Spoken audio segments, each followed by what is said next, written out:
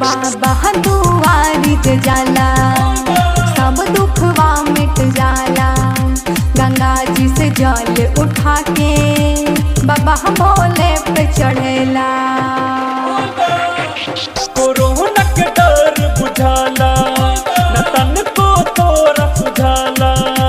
Corona खत्म हो जाई तब जाके जल चढ़ाई। पूरे देश में मचल हाहाकार, पूरे देश में मचल हाहाकार के सुल्तानगंज सील हो गई। सैया देव घर चली फिलहाल, सैया देव घर चली फिलहाल सावन चढ़ गई। सैया देव घर चली फिलहाल सावन चढ़ गई।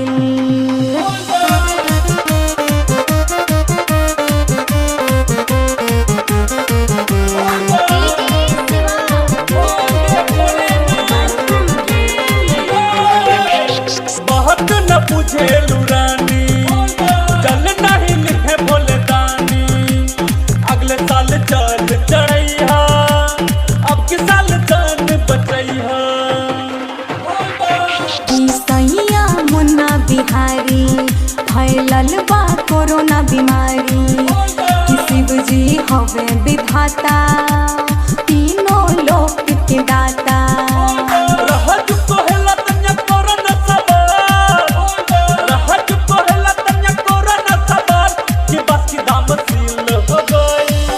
गाँव के मंदिर चली फिलहाल, गाँव के मंदिर चली फिलहाल सावन चढ़ गइल।